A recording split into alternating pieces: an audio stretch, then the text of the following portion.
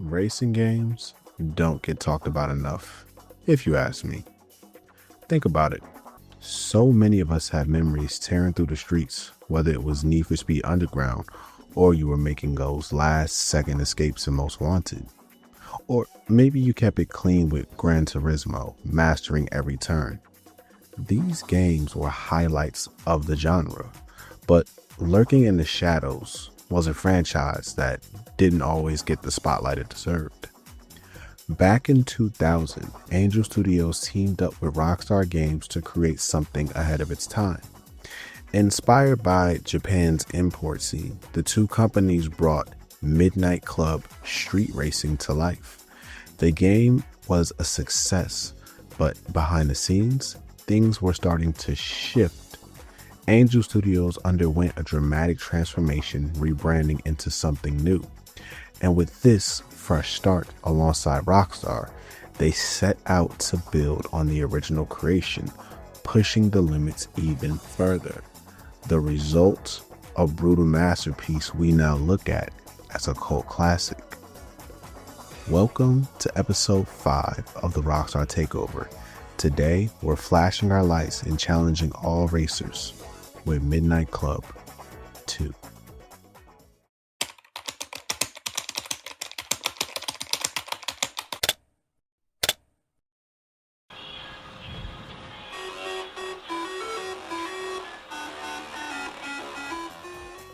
If you're a returning viewer, welcome back. And if you're new to the channel, welcome aboard.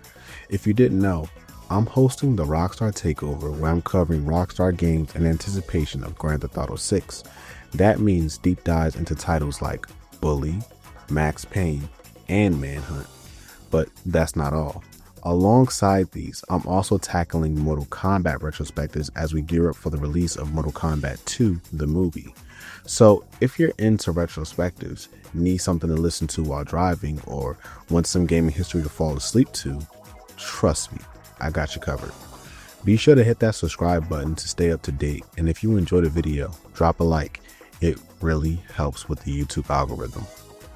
With that said, let's dive in.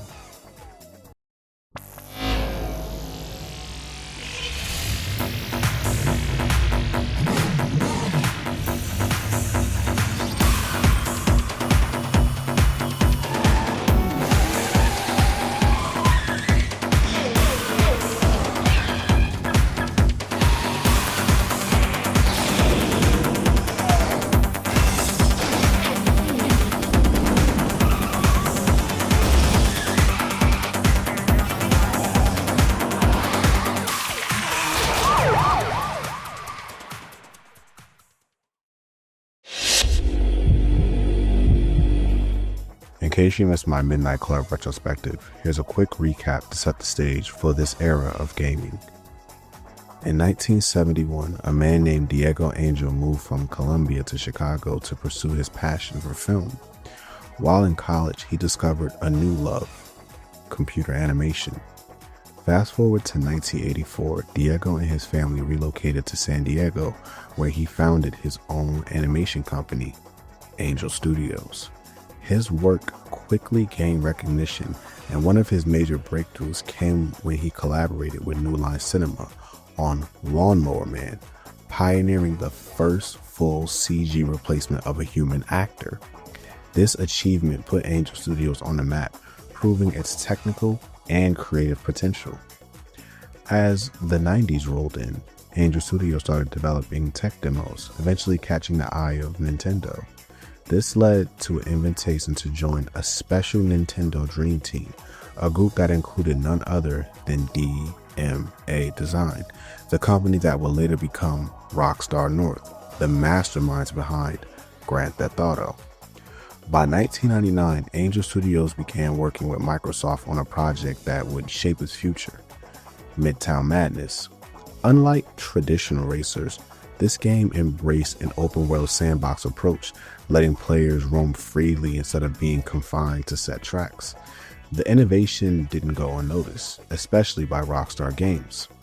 Seeing Angel Studios' potential, Rockstar brought them on board for two major projects, Smuggler's Run and Midnight Club Street Racing. Now, with a solid bond with Rockstar and having successful projects under their belts, things would change after the success of Midnight Club. Now that we're all caught up, let's dive into Midnight Club 2. Shortly after the success of Midnight Club, Diego Angel began considering selling his company. Among the potential buyers were industry giants like Microsoft, Activision, and most importantly, Rockstar Games.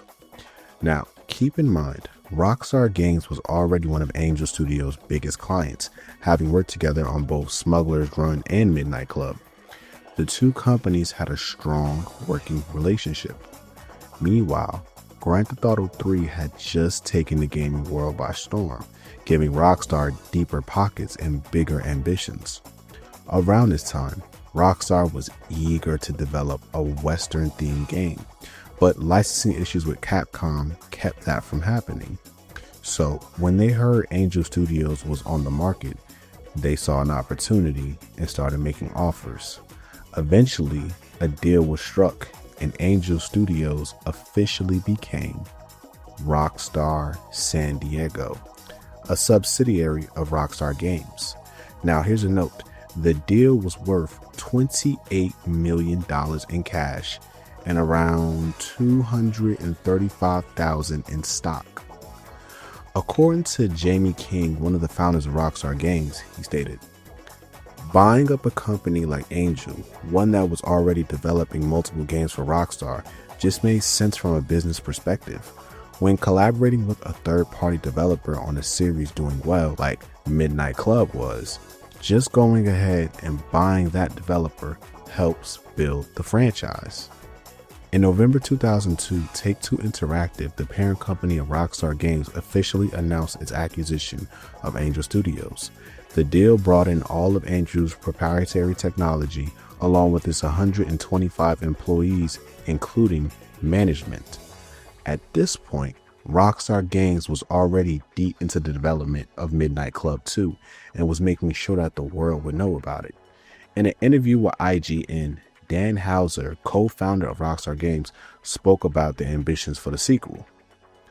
With Midnight Club 2, we're pushing the boundaries even further by adding more cities, tricked out vehicles, stylized cars, and a myriad of extra features to keep the series moving forward. With a slick interface and a truly original approach, Midnight Club 2 stands in a class of its own. Unlike its predecessor, which was set in New York City and London, Midnight Club 2 expanded its scope into 3 cities: Los Angeles, Tokyo, and Paris. Interestingly, the Midnight Club name itself was inspired by the real-life Midnight Club, a legendary Japanese street racing group. Rumors suggest that the first game originally planned to feature Japan, but ultimately settled on the 2-city approach instead. Now they can eventually bring that dream to reality. After 2 years of development, Midnight Club 2 finally hit the streets on April 8th, 2003.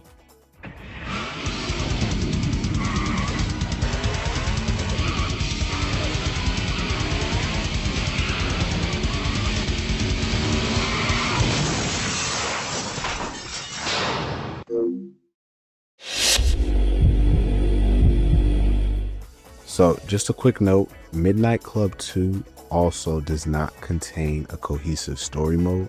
So there's not a narrative section in this video, nor is there an analysis section in this video.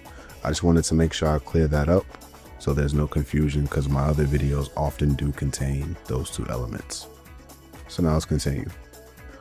On the surface, Midnight Club 2 plays similarly to Midnight Club Street Racing, but with expanded features and refined mechanics.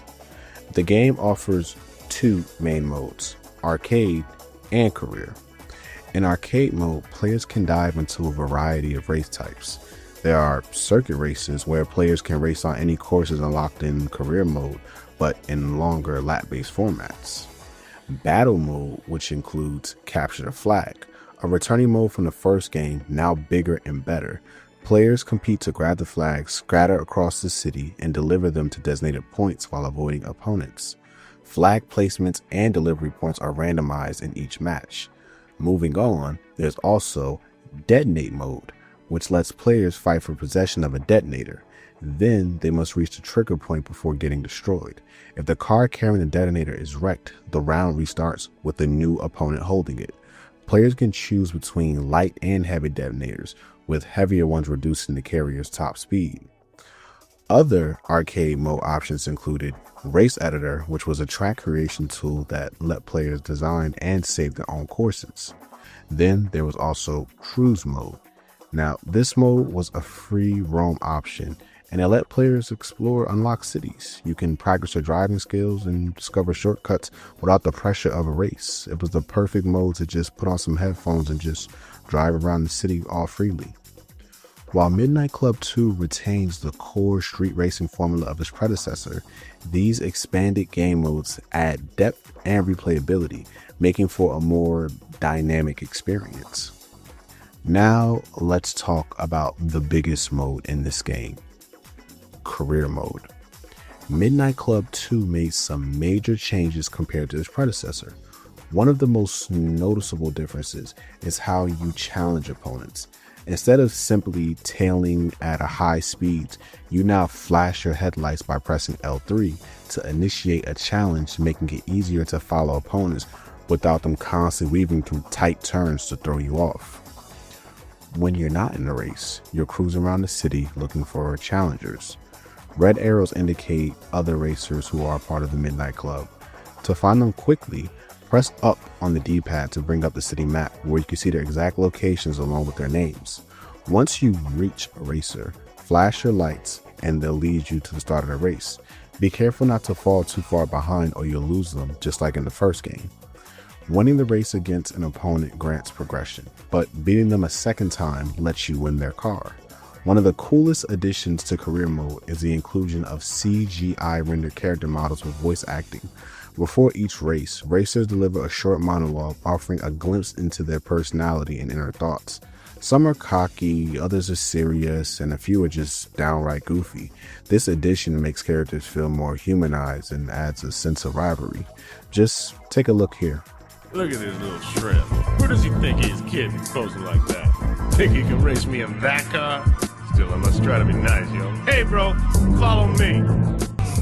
Since he's got the moves on old Moses, huh? I'll eat him for breakfast, poor little fella. Not bad, but I'm just being kind. How did this happen? Beautiful damn car. I'll make him say, Moses, I have seen God. He weighs 280 pounds. Look at my car, huh? Let's go. Listen up, yo. The ride you just won from me as a kid at Nitro City. Give it a squeeze whenever you need a little extra boost. Enjoy the car, my friend. You got potential. Still got a lot to learn, though. Flash those beams, bro. Keep racing.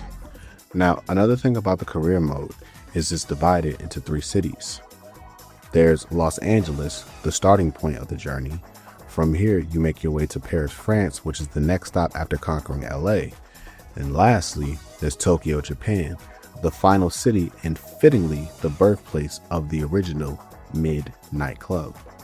To advance, you must defeat all racers in the city, culminating in a final showdown against the city champion. Once all 3 city champions are beaten, the world champion emerges as the final boss. Defeating him earns you the title of world champion and marks the completion of Career Mode. Now, Midnight Club 2 introduced several new driving mechanics that weren't in the first game, making races more strategic and intense. First, there's burnout. While stationary and before a race, you hold the handbrake and accelerator to boost and release the handbrake for an explosive start. Then there's in-air controls, where you hold L1 in mid-air and use the left stick to adjust your car's angle before landing. It kind of gives you that needed adjustment instead of actually going face first or on the side when you're landing a car. Then there's Slipstream Turbo. Draft behind opponents to fill a boost meter that activated with R2 for a temporary speed burst. It's usually used to allow you to surpass your opponents quickly if you don't have any more nitrous. Now, there was also 2-wheel driving. Now, while on the ground, you hold L1 and tilt the stick left or right to balance on 2 wheels. It's useful for squeezing through tight gaps. Now, what was interesting about this game that wasn't in the last game was motorcycles. These motorcycles actually also had their own set of advanced controls. You can do a wheelie where you hold L1 and pull back on the left stick to lift the front wheel, giving a small speed boost. Then there was crouch down, where you will hold L1 and press down to make your rider lean forward for better aerodynamics and more speed. Then there's a lean turn, where you hold L1 while turning to execute sharper turns. Then there's endo, where you hold L1 to press the brake and push forward to lift the rear wheel. Mostly a flashy trick rather than a practical racing maneuver, but hey, still looks cool. The game offers plenty of unlockable content tied to player progression. Completing the game 100% rewards the SLF 450X, one of the best cars in the game.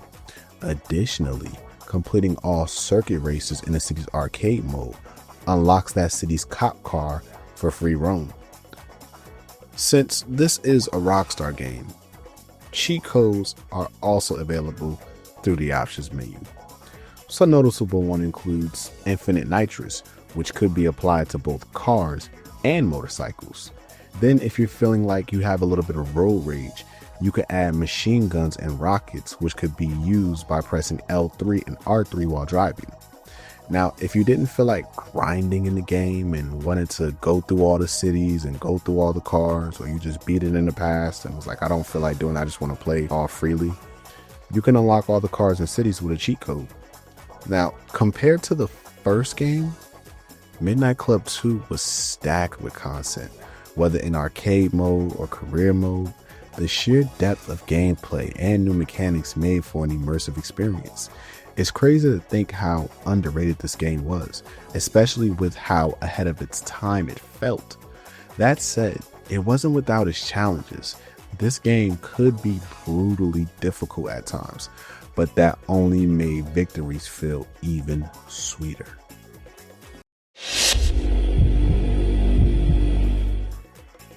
Midnight Club 2 first launched on a PlayStation 2 in North America on April 8th, 2003, followed by its European release on May 2nd, 2003. One of the most significant features of the PS2 version was its online multiplayer, which was possible through the console's network adapter. At the time, online functionality was a major selling point, as it allowed players to race against each other over the internet, an experience not available on many platforms at the time. This feature extended the game's replayability, letting players test their skills beyond a single campaign. Visually, the PS2 version had an edge over other platforms, utilizing the console's hardware to deliver smoother textures, richer environments, and better lighting effects. These graphical enhancements help create a more immersive experience when tearing through the game's 3 cities. The next port I'm going to talk about is the Xbox version, which arrived on June 4th, 2003 for North American markets and June 20th, 2003 for European markets. This version brought several exclusive upgrades over the PS2 release. Thanks to the more powerful Xbox hardware, this version featured higher resolution textures, better car models, and a smoother frame rate. Additionally, the audio quality was improved, offering crispier engine sounds and richer environmental effects. Another standout feature was custom soundtrack support. Players could upload their own music to the Xbox hard drive and create personalized playlists for racing, something that was not possible on the PS2. Online multiplayer was also more robust on Xbox, utilizing Xbox Live for a smoother and more stable online experience. While official servers remained active for years, they were eventually shut down on April 15, 2010, though replacement servers later allowed continued online play. The last port I'm going to speak on is the Windows port. The Windows version launched last, arriving on July 1st, 2003 for North American markets and July 11th, 2003 for European markets. As expected, the PC port brought several exclusive features that made it distinct from its console counterparts. One of the biggest advantages was custom music support. Players could add MP3 files to the game's user data directory, allowing them to race while listening to their own playlists. Graphically, the PC version was the most advanced, supporting higher resolutions up to 1080p and beyond.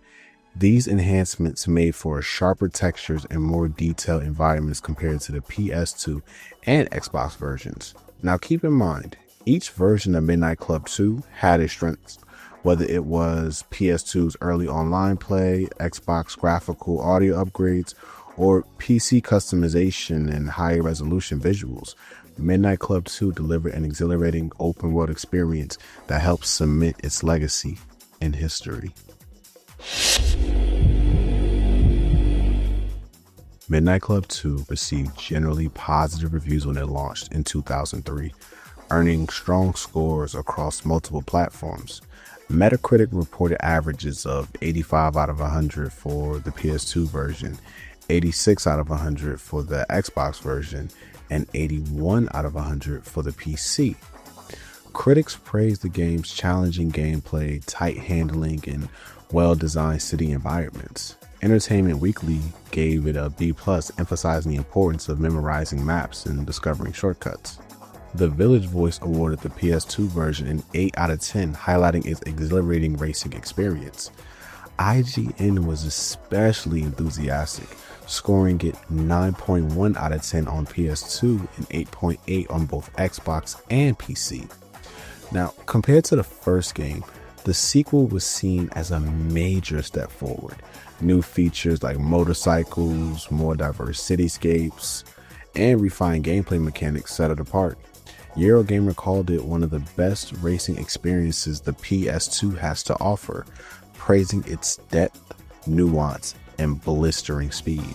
GameSpot noted that the sequel cemented the series' status as a premier open city racing game thanks to online multiplayer and new driving techniques.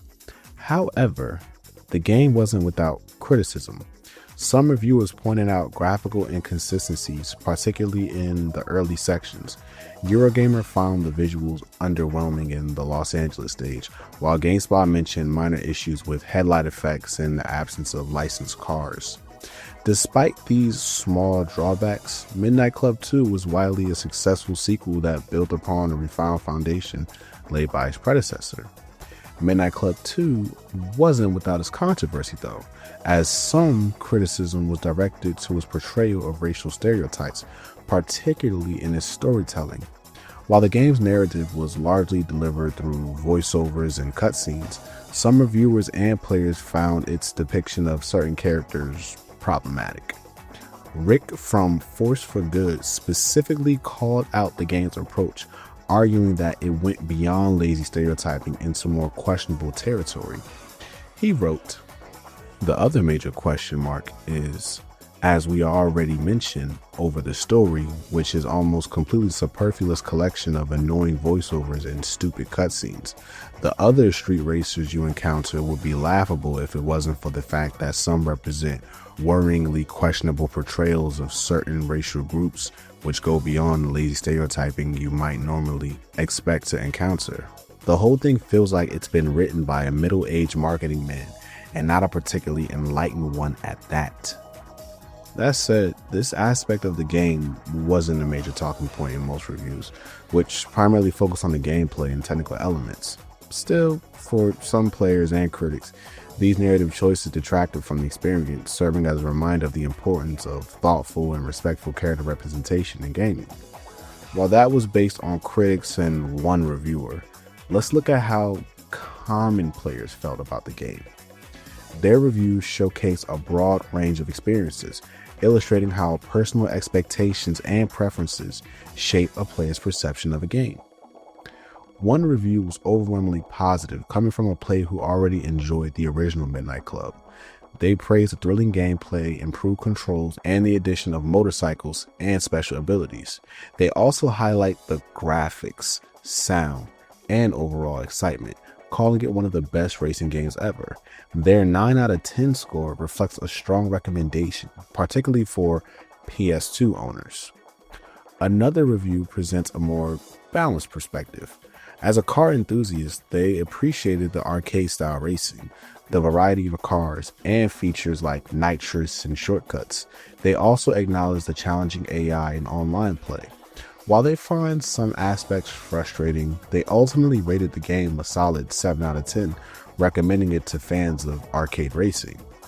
Now, of course, I had to look at what somebody didn't like about the game. So lastly, some stands in stark contrast to others, as it focuses almost entirely on a single disappointment: the absence of a song from the game's commercial. Despite acknowledging decent graphics and gameplay, their overall experience was so negatively impacted by this missing track that they rated the game a 1 out of 10, calling it a massive letdown. Different player interpretations highlight the subjectivity of gaming experiences. While two reviewers appreciated the core gameplay and features, the third's expectations overshadowed their ability to enjoy the game. This serves as a reminder that reviews often reflect not just a game's objective qualities, but also the personal expectations and emotional investment of the players behind them.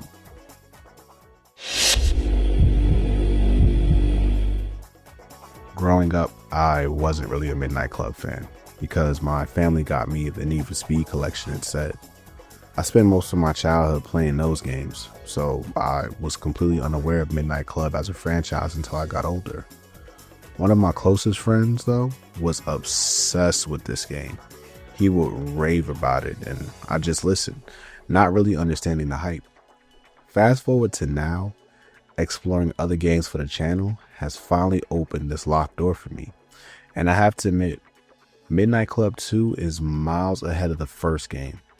It's still difficult at times, I won't lie to you, but it's not as brutally difficult as chasing after Kareem in the first one. If you know, you know.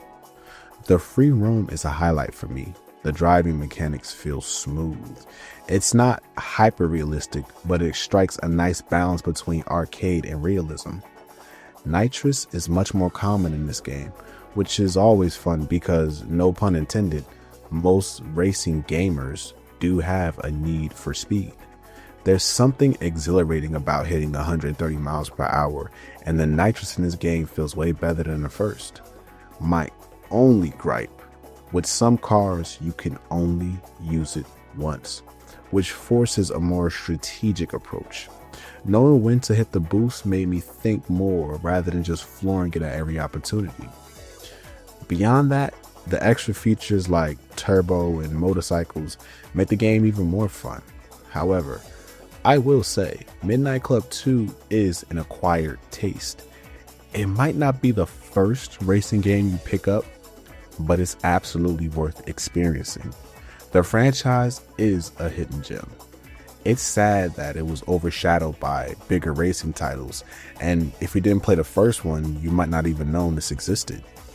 Playing it for the first time, I had a blast. I threw on my headphones, played a random album, and just raced through the city. As a gamer, what more could you ask for? The car selection was a huge improvement over the first game. I had so much fun just flipping through my inventory. Now, where the game falls short is in its lack of customization. There's no way to really upgrade your cars, and if you want to change the color of your cars, it's just a single button and it just recycles certain colors. It lacks in that field. Now, since there's no way to upgrade your cars, you just unlock new ones. On the plus side, this forces you to experiment with different vehicles. On the downside, once you get a better car, the older ones become more of a trophy collection than a viable option. Another missed opportunity is the lack of a cohesive story. A stronger narrative could have given Midnight Club 2 an extra layer of depth. Compare this to Need for Speed Underground, which released in November the same year that Midnight Club 2 dropped. Critically, both games were neck and neck, but commercially, Need for Speed was a much bigger hit. It really makes you wonder where Need for Speed surpassed Midnight Club in the racing game hierarchy. Even with that said, the game still holds up. Years later, it remains a thrilling experience, and if I'm being honest, Midnight Club 2 will always be a certified cult classic. If you made it to the end of this video, I want to say thank you for rocking with me until the end. I know this one was a bit shorter than usual, but some of this info will come back in future videos. Next week, we're diving back into the Mortal Kombat takeover with Mortal Kombat Deadly Alliance, and in 2 weeks, we're returning to the Rockstar takeover with Max Payne 2. If that sounds like your kind of content, make sure you subscribe so you don't miss out. With that said, this is the Retro Phantom, signing out.